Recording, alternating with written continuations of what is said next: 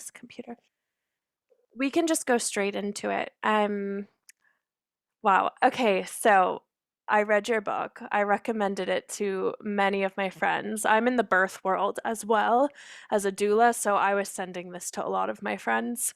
Um, it's called Mystery Traditions of Miraculous Conception, Mary, and the Lineage of Virgin Birth. Not only do I love what you brought forward in this book, it seems new to a lot of people, but it's actually a very ancient concept. I think you're bringing, like, it sounds edgy and new, but it's actually the most forgotten ancient thing ever. So, but I love also your academic background and also your intuitive, like, wise woman, feminine approach. It weaves together so beautifully that a lot of people could talk about the same subject, but I think you bringing it forth and with your particular background is really just amazing. It's so well put together. So maybe you could just start by telling us a little bit about what drew you in to this, to writing this book. Yeah, what led you to writing this book, and what exactly is it about a little bit for people? Great. First of all, thank you so much, Felicia, for having me and also for your interest and your kind words about the book. Yes, it is basically the foundation of one major religion I can think of, as well as a few others. You always have these divine birth stories as the foundations of Christianity, of Judaism, of even Hinduism, Zoroastrianism, various Native American traditions, and so forth. But it's always obscured, or people don't really know what to make of it. So they kind of just accept it on blind faith and then look the other way, or they don't accept it at all and reject it and just therefore reject all of spirituality along with it, you know. Mm-hmm. So the book, The Mystery Tradition of Miraculous Conception, is really kind of a consolidation of my work thus far for the past, gosh, I mean, since really I started getting these downpours that divine birth was a real thing back in 2001. I've started doing this work. I wrote my dissertation on divine birth in ancient Greece. And then I've been teaching, you know, since then, since that dissertation came out in 2007, which led to my first two books, The Cult of Divine Birth in Ancient Greece, Mm-hmm. and then the next one, Virgin Mother Goddesses of Antiquity. So I was, you know, I've been teaching on this for a while. All the while, I was teaching about Mother Mary and how she relates to this, what I call, you know, a mystery tradition across the entire world of divine birth as a holy practice of Mm-hmm. women. So in this new book, I kind of give a summary of that earlier work that was presented in a much more academic way in those first two books. It's easily digestible. You get all the backgrounder, and then I go into how this relates to Mother Mary and what I can say about Mother Mary based on what I know from the ancient Greek tradition. And I apply it to her suppressed gospel, which is known as the Infancy Gospel of James, which talks about her divine birth from her mother Anne, her infancy, her childhood, and her adolescence, being brought up as a holy virgin in the Hebrew temple in order to be able to conceive an avatar. So the idea here is that this practice of divine birth was carried on by the most holy women in order to bring in a high level being to the planet that was thought not to be able to come in through the ordinary means, so that this being could help the planet advance, help the planet heal. So we have, you know, Jesus, but there are many, many other individuals who are named as being divinely born, including, again, Mother Mary herself, who bring in huge, huge gifts to humanity and help us sort of upgrade ourselves every once in a while. So that's what the book is about, basically. And did you want me to talk about kind of how I got into this Yeah. topic? Yeah, sure. Yeah, okay. So back in 2001, which is when I was finishing my master's degree at the California Institute of Integral Studies, I was in the midst of doing research on my thesis, which was on Demeter and Persephone, the mother-daughter goddesses in Italy and Sicily. And as I was reading this one book about Demeter and Persephone by this woman named Anna Maria Corradini in Sicily, her book called Meteres, meaning mothers, she started talking about Demeter and Persephone in a way that she basically said the birth of Persephone from Demeter was really parthenogenetic, meaning that it was a virgin birth, that at its core, this birth had nothing to do with Zeus impregnating Demeter and, any of that type of stuff. And somehow the way she was talking about this, I went into this mystical state. She was talking about ancient matriarchy. She was talking about ancient parthenogenesis or divine birth. And I suddenly had this downpour. It was kind of an open state of consciousness feeling where I said, oh my gosh, virgin birth was real. And women were doing this across the ancient Mediterranean world and maybe beyond. And that hypothesis started me out looking at the ancient Greek material, because originally I was simply going to do a dissertation on priestesses of ancient Greece, like a whole catalog of what they were up to, what was said about them. And when I started going into all that research with this hypothesis in mind, lo and behold, I started finding all of these references that if you knew how to see what you were looking at, Yes. you'd understand. This is talking about these girls and these women conceiving in non-ordinary fashion. You have it in some of the histories, some of the legends, and some of the myths, all of which I think is history. Right. And so when I started looking at it from that perspective, I found literally truckloads of information. And that's what went into my first two books. And then, of course, on the heels of that, I understood how Mother Mary fits into the whole context of this kind of sacred activity on the planet, because I also found that it was going on in many, many other traditions around the world.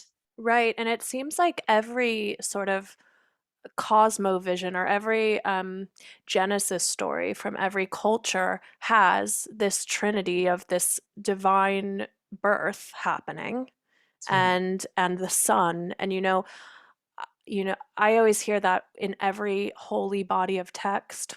There's the body of the text, which is what most people are seeing when they look at, for example, the Bible, which I think has been perverted over the years for sure, but I'm sure it was holy at some point. And you have the body of the text, which is its literal meaning. And that's what I'd say 97% of the world is looking at. And then you have the soul and the spirit of the text, and that's for people with eyes to see what it's That, really saying. that's right. And I And loved in your book when you spoke about the weaving of the thread. And I was like, oh, yeah, that's you were getting into the spirit, the soul of that text. Not like this, you could maybe she literally was also making some tapestry too, but there was something that's right. That's right. much deeper going on. You have to read the secret hidden meanings behind the words and the symbols to understand that an actual process was happening. And yes, what you're describing is that at the moment of Mary's conception of Jesus, she is said to be weaving Mm-hmm. at her loom. But this reference to the ancient weavers of the Hebrew temple is really talking about a much different type of weaving, and it has to do with Tantra, which I Uh-huh. think has a translation as to weave together. Right. It was using sexual energies, consciousness that interfaces with the body and the quantum field to bring in certain types of beings to the planet. Mm-hmm. And one thing that it seemed like, because did you also cover a bit of the story of uh the foremother Sarah Yes. and Abraham? So Sarah's story, and also I think with Mary as well, there seemed to be whatever was happening historically at this time, and this tradition had to go underground and it had to be secret. Yeah. But what I'm feeling now is that these mystery traditions are there for people with eyes to see. They can come back. That's They're right. long Probably forgotten. Yeah. they've never gone away. I mean, I lately have started receiving that probably somewhere, maybe in more than one location, there is an unbroken lineage of divine birth. Yeah. And And these also, women are so far underground that you're not going to hear from them until things get really, really safe on the planet. But I honor them, I bless them. And there have been other women who have had experiences of divine birth who are more public, but their children have sometimes not made it past 3 years old because of the energies. So, right. the deeper underground current would know this and would not make anything revealed at all. But I say hello to these women. I Hmm. bow to you. I honor you.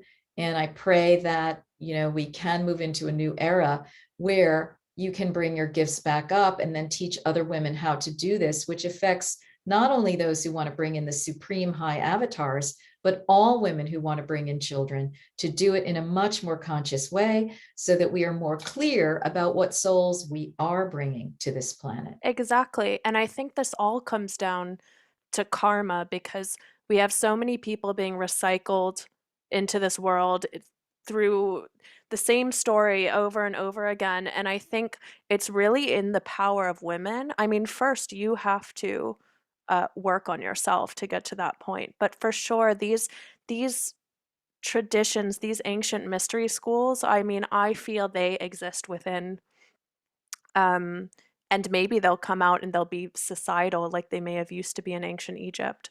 Yes.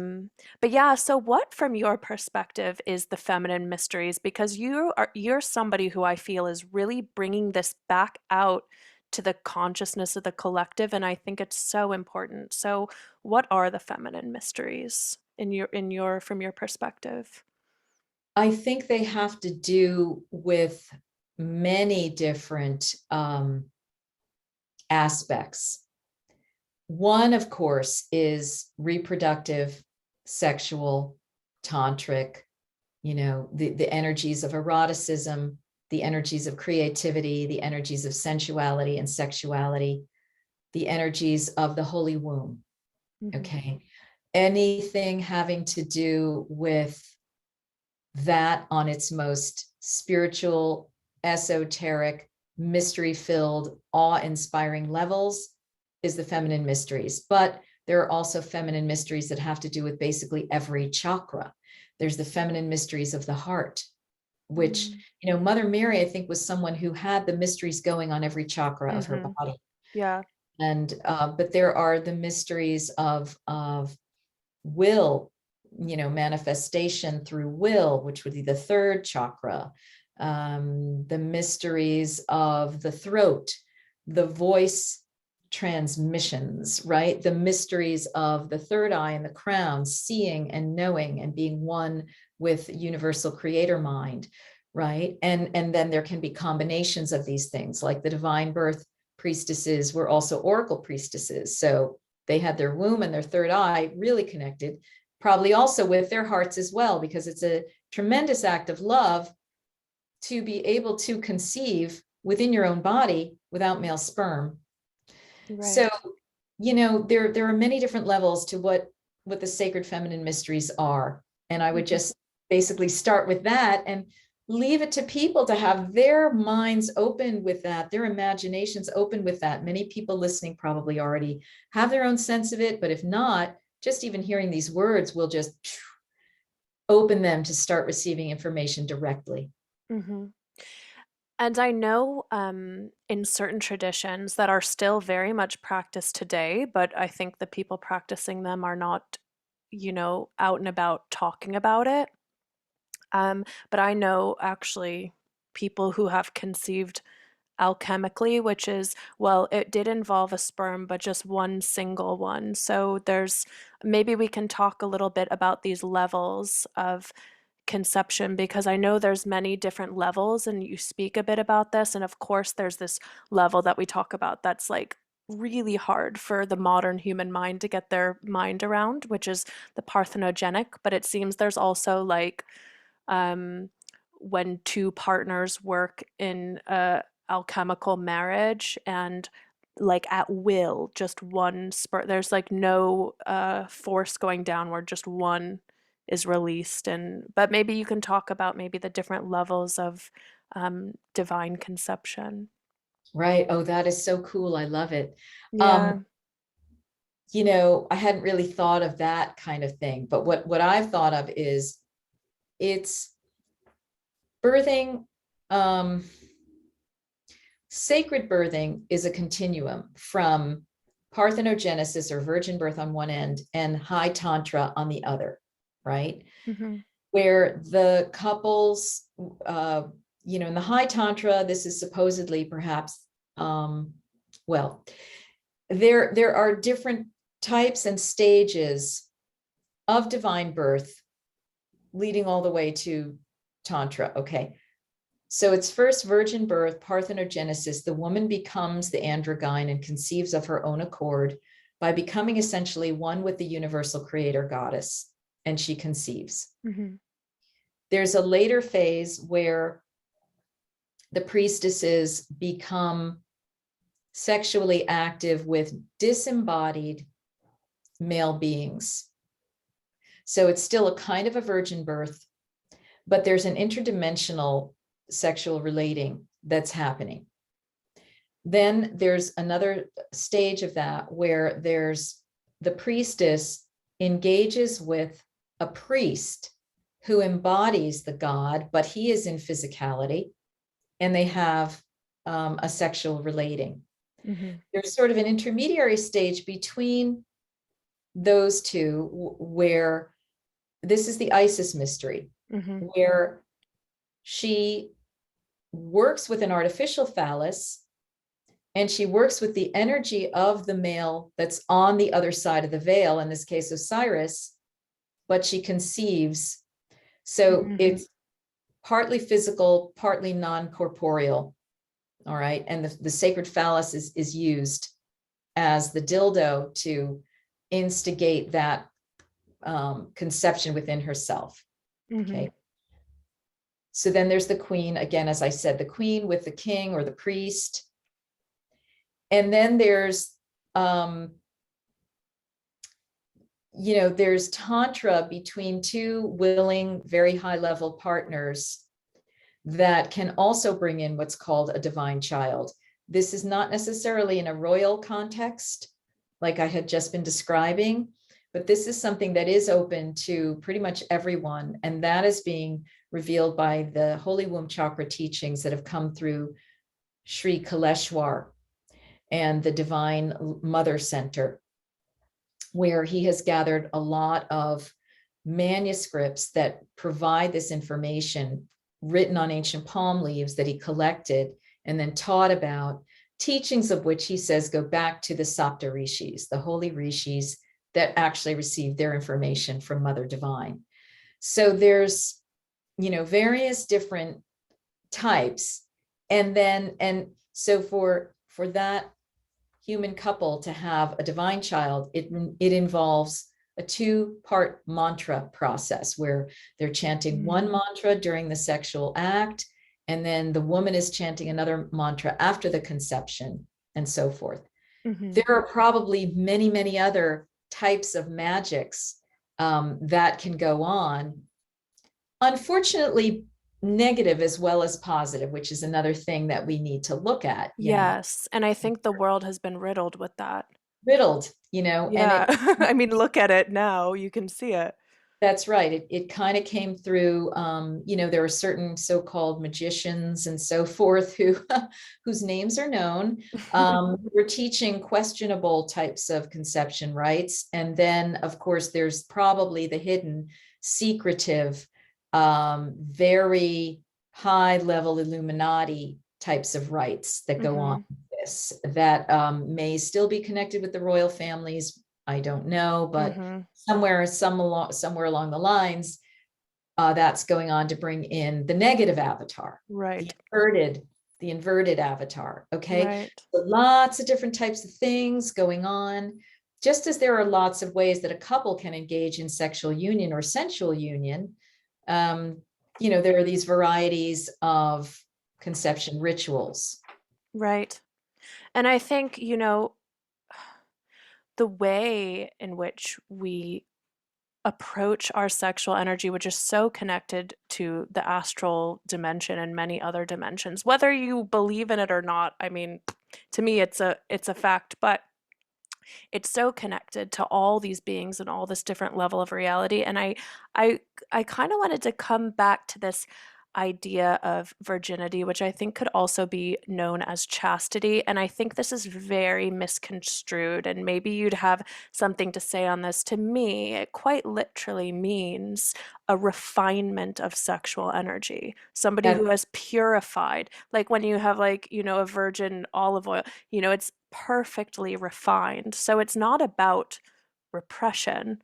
And it right. doesn't necessarily mean they've never engaged in sex. It means it's in a very conscious and refined way, I think, for me. But I'd love to hear your perspective. Yes, the concept of the Parthenos, the Holy Virgin, that's the Greek term, or Alma, is a term, I believe that's a Hebrew term. Um, these are referring to women or girls who were raised or taught how to contain their sexual energies, their vital sexual energies, for only very specific purposes, either to engage in one or more of these conception practices, or simply to hold the energy um, as a means of allowing themselves to walk around as a higher vibrational holy being that would have gotten dissipated had they engaged with phallic penetration or any kind of sexual discharge, right? Mm-hmm. So um, originally, the concept really does mean, in a sense, whole unto oneself in the holy sense of it, in the priestess sense of it. What happened was, and a lot of the girls in ancient Greece were virgins when they would serve various gods and so forth. What happened was that, particularly in Christianity, the Parthenos function got imposed on all women who were supposed to use Mother Mary as a model, but they didn't understand that the virginity component had to go along with all of these other trainings, and that there was a specific practice and purpose for it.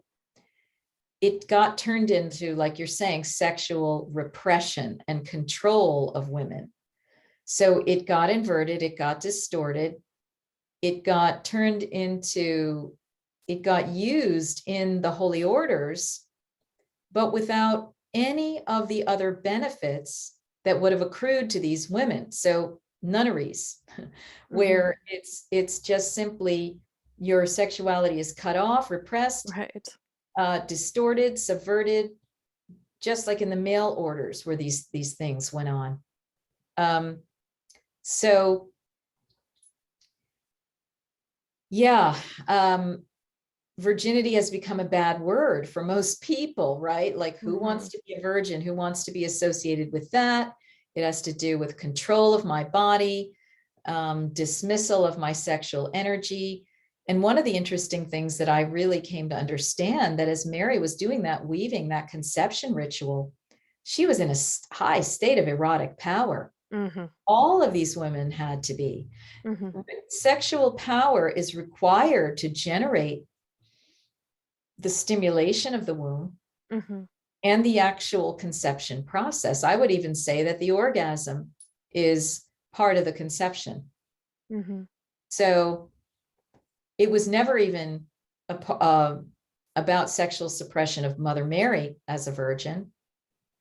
But this is how these things become used, again, with negative consequences to control and distort people. And then, because of the suppression and the distortion, it becomes a place whereby these negative entities can come in and take over a person Right.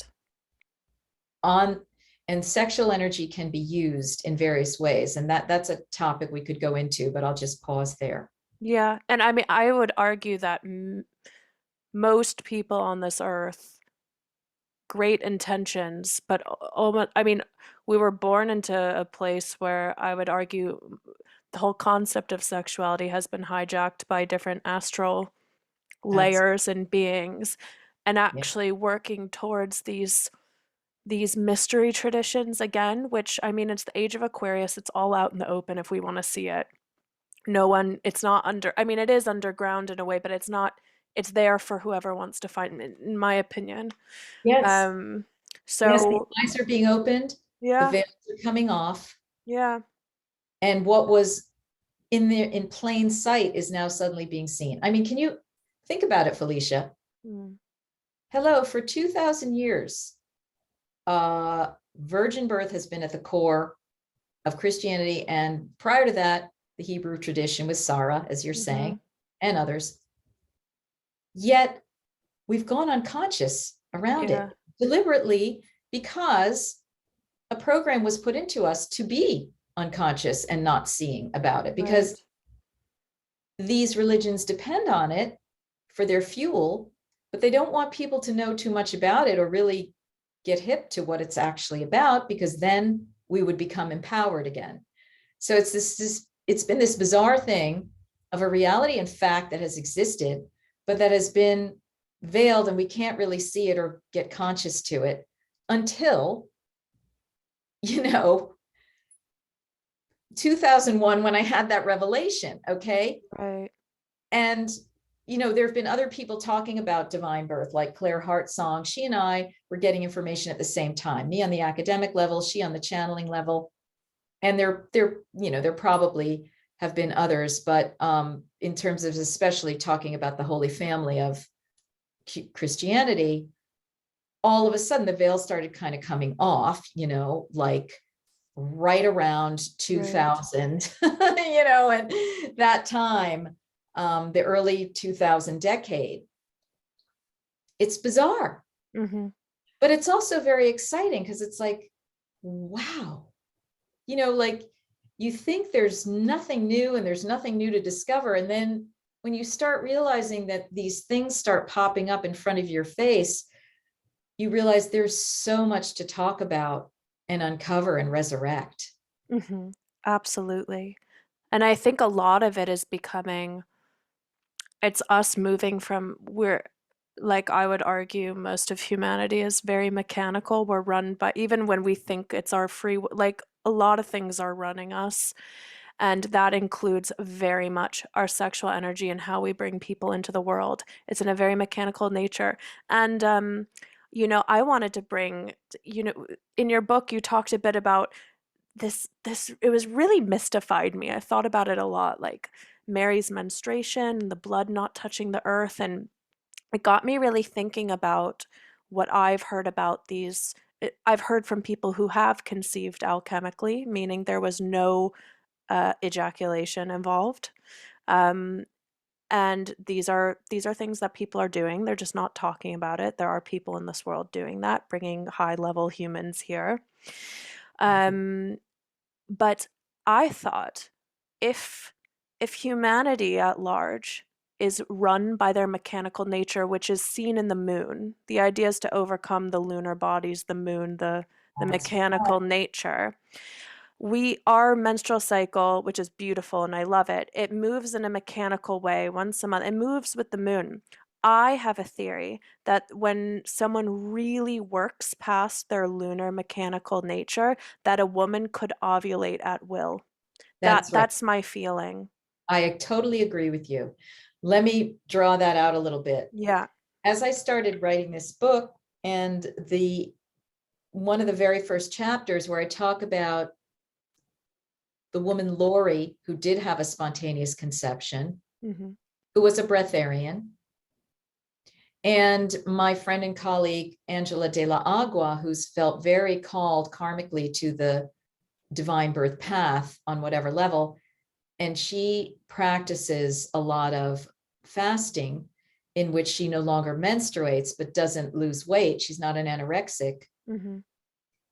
I started realizing, and then I heard some other aspects of this from um, Raymond Bernard, who reported on a woman named Patia in South America, who said that you wanted to have like this really strict vegetarian diet because your menstruation would cease, because not because you were getting too thin, but because you were no longer needing to purify.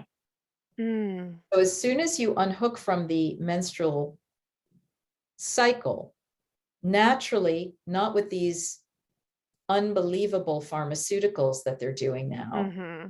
it's a complete inversion of this. Once you naturally detach from the menstrual cycle, you detach from the lunar cycle. Because originally, without artificial light, women would ovulate with the full moon Mm-hmm. and menstruate with the new moon. I did a whole bunch of research Mm-hmm. on that. But what I started realizing is that you need to unhook from the lunar energy. So again, you can be available to other astral energy, because when the women are conceiving, they are conceiving from the star realms. Right. So they need to not be interfered with by the lunar cycle, calendar, and energy in order to reach out. So Mm-hmm. Mother Mary had a really strict diet. She probably was a breatharian. It is said that she survived on the food of angels. So that's telling us she may have been a breatharian. She may have been, just Mm-hmm. working with prana and all Mm-hmm. that. Already she was having a restricted diet by her mother Anne in Anne's temple bedroom. So probably akin to the Essenes, and they probably were Essenes, and the Essenes are known to have only eaten bread and water. So I had also become aware of these conversations that, what is the moon? Yes. There are a lot of people in the disclosure movement saying that the moon is some kind of constructed satellite. Mm. That's why it doesn't rotate. That's why it's perfectly round rather than the other moons that are all misshapen, Mm-hmm. and so forth. And that there are various inhabitations on there, negative and positive. Mm-hmm. So this moon that we've been brought up to think was the friend of women may not be the friend of women, and may have just come in to control their menstrual cycles. Right. My feeling, I've thought so much about the moon because of this, and my feeling is just like these ancient texts have a body, a spirit and a soul, so do the planetary bodies. So there's the moon, the physical moon. I mean, it's from research, I feel like it's a natural body that's been hijacked afterwards. Like, I don't think it was artificially made. I think it's a natural body that's then been very hijacked and meddled with, just like our mechanical nature has been hijacked and meddled with as well. Um, but the idea, if you go into any, I'm also an astrologer, so this like goes into all my work. But if you go into the esoterics behind the moon is something to overcome. And exactly what you said, pulling these beings, you have to have overcome your interior lunar qualities to conceive. And Yeah. this, I actually think, this is out there for people. Like, there is a path that people can take. There are probably many paths in many different Buddhist traditions, many different traditions. It will show you there is an inner path that you can overcome the lunar qualities. Yeah. Yeah. Yeah.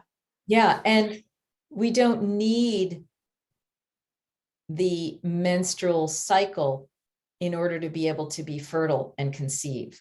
So that if you become a breatharian, or you have a restricted diet that does not make you have to purge your womb material, again, yes, you can conceive at will or drop the egg at will. And that's what this is all about, as part of the technologies that these high level priestesses would engage in. And it would allow a different type of being to come in. So what I'm getting in the moment is that the lunar conception will always bring in a reincarnating soul Right. that's being recycled. Mhm. Whereas some woman who's disengaged from the lunar energy, from the lunar cycle, the lunar menstrual pattern, and can bring in more of a star being, she's able to bring in more of a star being. And this also corresponds with what Lisa Renee, the Oracle of Oracles, who's been saying on her energetic synthesis site for years. that we really have to watch out for this lunar energy. It's just not been a friendly force on the planet. And whether it's that it's initially corrupt, or that it's been hijacked, as you're saying, this is definitely bringing us into big questions Mm-hmm. about the moon, about the control of our moods, about the control of our Mm-hmm. menstrual cycles, about the control of our tides, et cetera, et cetera. Mm-hmm. And it's just another added to the pile of what's going on here questions. Yes. And I also think it could be brought back to this idea of chastity and virginity as maybe not necessarily that you've had sex or not, but this idea of a complete, not only refinement of sexual energy, but a mastery, a conscious mastery over it. Because think about it. If our lunar qualities, if our mechanical qualities of our sexual energy, just talking down to the menstrual cycle, is it works like a clock, certain hormones release, they talk to those. It's not really consciously being done. But imagine if you are chaste, if you are a virgin in this way, not this old way that we think of those words in this weird Christian way, but if you're truly chaste, if you are a master over your sexual energy, then you can release those hormones at will. That's There you right. go. There's the ovulation. It's a That's mastery down to the physical hormonal level. that's right. Because you know what? What I get is that one of the biggest problems we have had as humans is the tampering with our hybriding and biological material to require or inject the hormones into the situation. Right. That has messed us up. Talk about having the good angel and the bad angel on your shoulder. You know that you don't want to engage in a certain thing, but you're so pulled. How many of us have entered into sexual misery programs because of our hormones? And then all of a sudden we're sleeping with this person Absolutely. and that person, getting into all sorts of messed up stuff. And it's just leading nowhere. So, all of this stuff needs to be cleaned up. Then we have the whole porn industry and, all the entities that come in through pornography. It's just crazy. How that relates also to pedophilia and how it relates to sexual abuse. We could And go on. transhumanism. And transhumanism, which is now the recontouring of the human form and the like, let's operate on this and that and change it all up. So, we're talking about not a surgical reordering of our bodies, not a pharmaceutical reordering of our bodies, but a spiritual Yes. mastery of our body, Yes. mind, spirit, to return us to the original human template that probably didn't have so many of these pesky things going on. Right. Right. I think there's really it's time to be that's why I love your book so much. I love what you're doing because it's time to be talking. And actually, I have to say, you're quite brave because you went out there and you're talking about something, but actually it's being received, well, from my perspective, it's being received so well. And people are like, yes, wow, you're saying it's putting something together that I actually think is so relevant to Yeah, every single person on this planet I right know. now. That's why I'm involved in it. But look at it, Felicia. Look at it. It almost took 20 years from the time that I received the information to it getting out there. In 2009 and 10, my other books came out to some people who really got it. Academics have not touched it at all. Yeah, of course. They ignored it. They can't dismiss it because it's so well argued, but they don't really know what to do with it. And then finally, the timing came right with this book. I got my book contract right when a certain illness was supposedly being injected into the whole entire planet. That's Imagine, right? End of March 2020, 2020. right, So, there are cosmic timings here. right. If those of us who are these spirit workers who have these missions are alert to what we need to be doing at any given time, and there are many of us, you are one, there are others who are listening, Mhm, right? mhm. And I want to encourage everybody to keep to your timings and follow your instincts as to what you're supposed to be doing at any given time. Yeah, only intuition's gonna lead now because the mind has no idea what's going on. I mean, it's absolute chaos. So That's you're right. just gonna have to follow your impulses right now, especially since this time, since 2020, I would say. Yeah. Um, there's nothing else you can do. Um, No. but yeah, and I wanted to talk, well, actually, I don't know. I don't think to share in so much detail, but I had this past life memory, and I want to say that this comes with no help from plant medicines. No, this is just from um, astral traveling, basically. But this past life experience of, and I had this in, I want to say it was 2018 I had this. And it was crazy because before I went to sleep that night, I was actually struggling with something in life. I was struggling over envy, actually, over like a serious energy, or pride, like a little bit of this. And I said, please show me the root of this. And it took me to ancient Egypt. And I have never read about I maybe heard the word mystery. I'd never read about it. I didn't know there were sexual rituals. I want you to say, like, when I had this dream, I knew nothing of these concepts. And I was in this ISIS school. I saw my life from about age 4 to 13 in this life, and I sort of knew what happened after, but I was born into some sort of temple culture, and I was, emanating Isis, and it was all fun when I was little, and I didn't even see boys. The girls were with the girls, and then they took us into this temple when we were about 13 and told us what sex was and explained that we would never have a family, but we were going to do this these for the gods. And so there's so much more detail I can go into, but I'm not going to use this podcast to do it. But it was then where I thought, oh, oh my God, okay, sex has been used. Sex is the key. It's the Yeah. key. I think I kind of knew that before. I actually did know that before, but I wasn't shown it in this way. Yeah. And yeah, there's people finding this path again in this Yeah. world. And yeah, I would love to hear, yeah, how, maybe in your own words, how working with our sexual energy is important now. Yeah. Well, first of all, that's a fascinating memory that you had, a fascinating dream.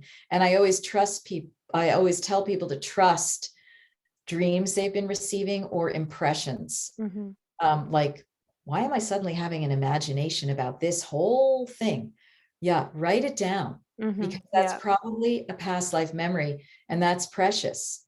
It's not just you making stuff up. Um,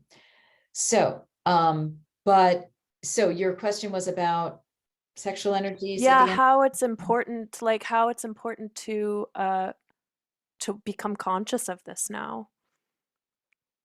Yeah, because it's one of the strongest, most powerful energies that you can receive and emanate from any of your chakras. Mhm.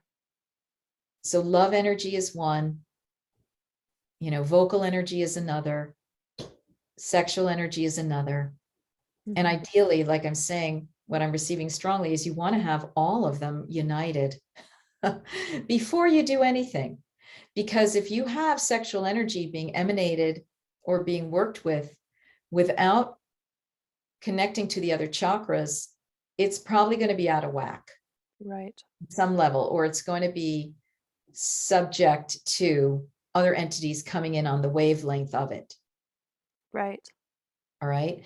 So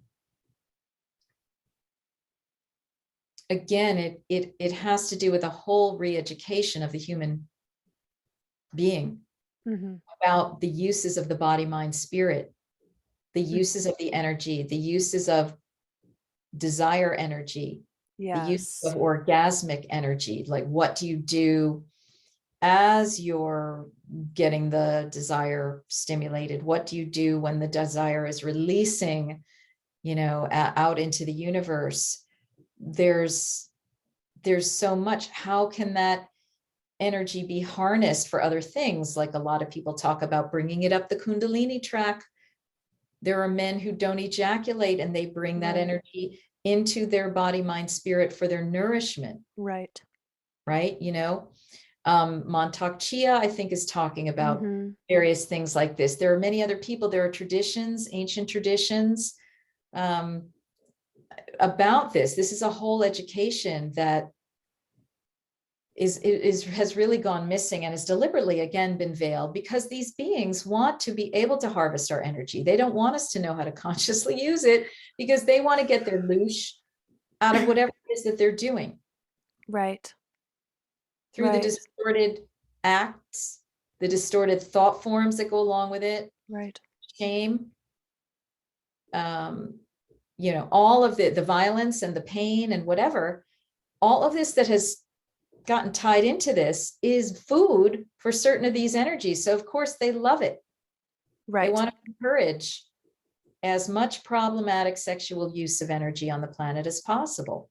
Right. And they act through us. They do, they That's, possess us, yeah. right? For good and bad. You can allow Right. yourself to be possessed. You can be possessed and not even know you're being possessed sexually. Right. And that is what happens a lot with people who become child abusers. Because they were abused, there's an entity that has gone into them that Right. acts. Sometimes half the time they don't even know what's going on. Right. And so, there's just a lot that can happen in the sexual energy domain that we're starting to lift the veils on and understand the good, the bad, and the ugly of it. Right.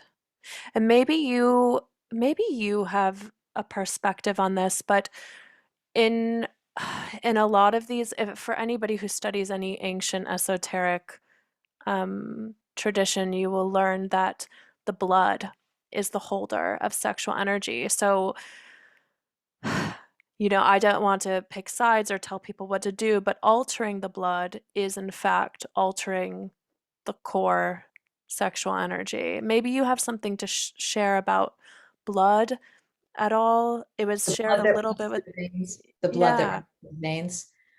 Yeah, I mean, I've never quite looked at this question. Can I just take a moment to? yeah, of course.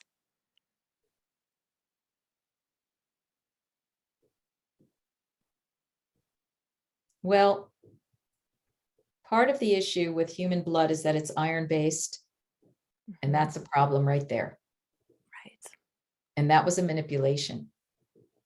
Because if you look at someone like Valiant Thor, these stories about Valiant Thor, who's this incarnation of a Venusian being or whatever, apparently, according to what's written about him, he had a copper-based or something like that, different. And that was with Venus. That's why Venus is, I'm getting right now, that's why Venus is connected with copper. The copper would be the flow of the blood. And that creates a different energy. But with humans, with the connection to iron, which is the basest metal, we got a problem, Houston, about that. All right. Right. And what I'm getting right now is that what you want to do is you want to bring your vibration to the level of gold. You want to bring your blood Yes. to the level of gold or platinum even. Hmm. Okay. So there would be mystery techniques for evolving out of the iron-based system. And so it's hilarious. What I'm getting right now is they're like, take your iron tablets, and it's like, yeah, with all your other pharmaceuticals that are going to keep you dumbed down and your fluoride Right. that's going to cover your third eye, let's just get all the bases covered. Keep that iron going in your Yeah. bloodstream.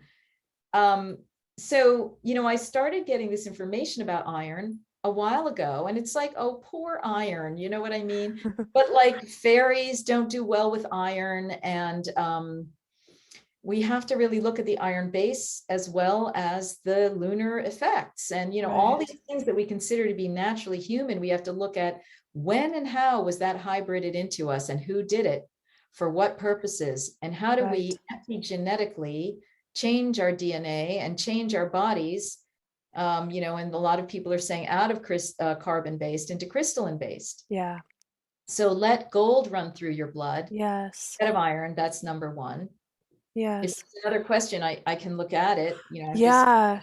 And horrible also, well, analogy. it was going back to, I feel like there's two paths of evolution or de-evolution, and this all has to do with how we alter our DNA. If we're going to do it from within, Yeah, from raising the Kundalini, from working on this inner path, from using from for mastering desire and refining sexual energy, or are we going to do it through manipulation? Are you going to allow your DNA? Because the DNA in the blood, this is what attracts certain spirits into our being, and we're right. creator beings. So what, That's right. you know? Because blood is used as a sacrificial element precisely to bring in energies into the body. Okay. Exactly. And this is why menstrual blood became a problem in temples and things like that, because a menstruating woman can be attached to by spirits and all this. Hate to say it, you know. Um, Right. so it's become a problem. And so you want to have a different thing. And yes, I think what you're saying is there are many different tools and techniques for refining everything about the body, from the blood to the sexual energy, to the thought forms, to the emotions, to the light that you're emitting, and all of that. Many different techniques that are coming back into awareness, that are very ancient, and that it really, what I'm getting is it is not as difficult as people think to change themselves, Yeah. change their body, mind, spirit, to change themselves genetically. Mm-hmm. Okay, that there are many different tools and techniques, from the inner body thought forms to visualizations of various things to sounding, Mm-hmm. right, Mm-hmm. to light, use of light, to use of crystals. There's various things, Mm-hmm. what you ingest, etc. Mm-hmm. And we can alter ourselves back to our divine human blueprint. Exactly. We're right at the point where we can. What they're trying to do, this is what I'm receiving as an oracle, Yeah. right? What they're trying to do is get us to the point of no return, where they Mm-hmm. alter us so much, they genetically alter us so much that we can't grab ourselves back. Right. We're kind With of at that last we're at bit. this last bit, and people know what we're talking about, of what they're starting Mm-hmm. in the human body, because they don't want, but even those getting this stuff in the human body can still do it, which is why they're having you have to do it 5 times and however many times on into the future as a way of life now, whatever. Right. But it can't quite hook, Mm-hmm. and this is like a big experiment that it can't quite hook. So um, we really want to be aware of what other substances we're putting into our blood. Yes, exactly. Exactly. Yeah. And because I think it's this path of we're like all of us were born into a world where we're like roughly 97% mechanical and 3% like divinely conscious, and I'd say you at that point you can move, like we can hopefully, I hope to, I know you intend to, and probably a lot of people who listen to get more and more and more conscious and divine, but Yeah, that last 3%, you're just becoming, the more you add on, the more that 3% is going to become even smaller, I to where know. you're just basically an android. Yeah, well, that's what they're, again, we know that's what they're trying to do. Right, Various means. right. It's horrific. Um, but we have to take a breath. Mhm. And those of us who care about this, who are in the reality stream in which this is real, just get busy with your own body, mind, spirit, and work yourself, receive your own teachings about what you're supposed to do, share them with others, go out on research and find out what's been done before, what are some of the ancient tools and techniques, and just do it. Right. And meditate and be a master over your domain. That's Figure out, right. just put the time that you can and become a master over your domain. That, I mean, that is the only thing that's gonna that's gonna get us out of this mess. And I'd also like to say, um, I think some people, if this is new to them, all these concepts, especially women, because I've my whole life has been in women's spaces, which I love, which I love. And I love my menstrual cycle and I'm worshiping the moon and I love all that. Yes, I respect the moon so much. It's like a big karmic time clicker. Like I get it. It's intense to overcome. I respect it. And my menstrual cycle, I respect it a lot, but I think um we're moving into this time where people might take what we're saying and be like, but I was conceived in a very unconscious way, and maybe my child was as well. Your child could still be special, and same with you, because we still have this divine blueprint. But I think for us who are bringing in children or not bringing in children, but moving humanity forward, even if we were not conceived in conscious ways, we can refine our own being. And then, just like this whole lineage of birth, it didn't start with Mary and Jesus. It was going on for a while, refining, refining, refining. And I think that's what we can take upon ourselves now. You can still have a child who's super special who you conceived on accident. Maybe they came in at a really special astrological alignment, for sure. Like your child, you're special. You might be doing this work, and who knows how you were conceived, but we have this power. Yeah. Yeah. The star seeds do seem to still be coming in, Yeah. despite not having full knowledge on planet Earth of all of these tools, techniques, and so forth regarding conception. Mhm. So it Mhm. is happening. There Mhm. is a process because we are working in harmony with various federations and star beings that are trying to inculcate themselves ethically. And those of us who are star seeds are remembering, and we parachute in on these missions. It's not very, it's very risky because we know that we can be shot down, shot up, traumatized to hell, Mhm. not even remember our mission by the Mhm. time we leave the body. But many more of us are remembering our missions. And sometimes the trauma is what actually awakens us to our missions. Mhm. So that's another thing. We know we're going to go into this paradoxical, weird thing.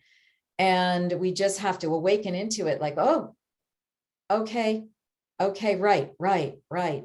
And then we have to still go through the human life like Jesus and Mary did. It wasn't that fun. Right. They were still dealing with, going to the bathroom, and they were still dealing with, Right.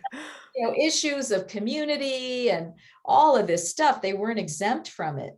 They were Right. just trying their best to be successful in that arena.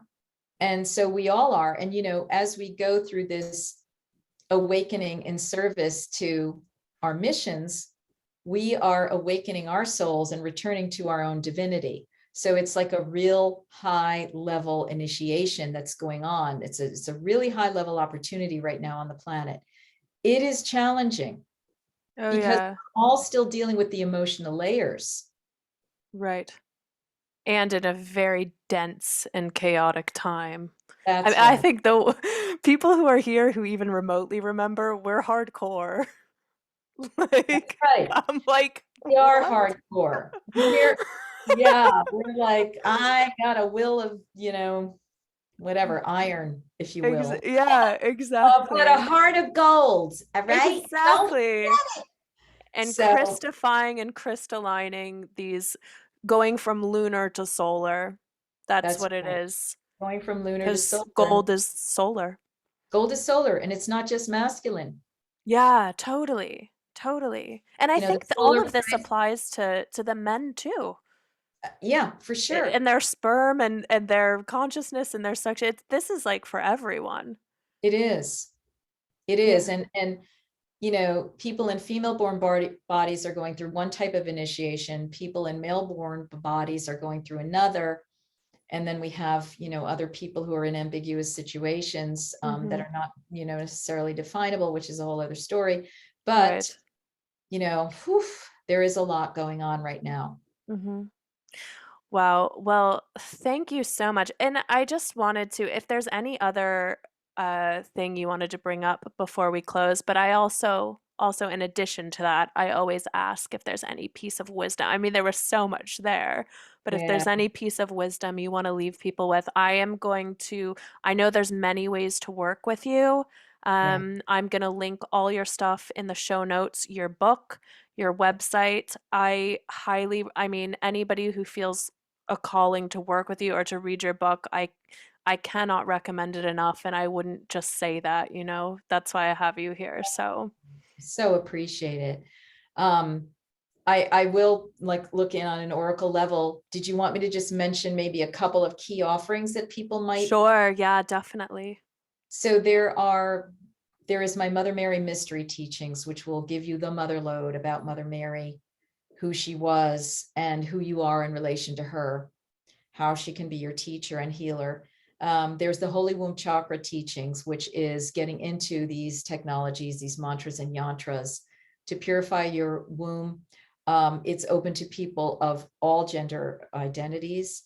And then there is my newest course, which is Heal Yourself and Our World by Reclaiming Guinevere, Arthur, the Fae, and the Round Table. Mm, And that weaves in all of these mysteries that we've been talking about, mm, with Guinevere and Arthur being emanations of the Christ Mary yep.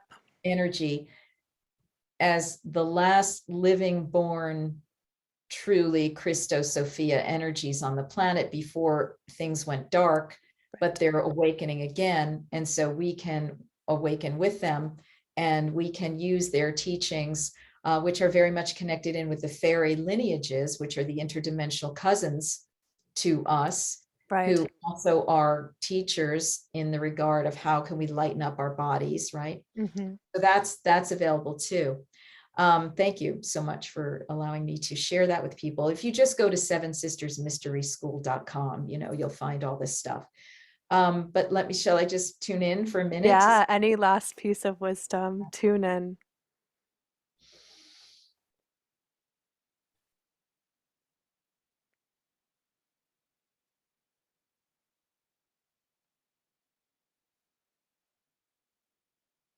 So all of this today is just meant to stimulate the fascination within people about anything we've been talking about, stimulate the curiosity or validate what people already do know, with an encouragement for everyone to dig deeper, go further, find out more what this is about, and receive the information directly.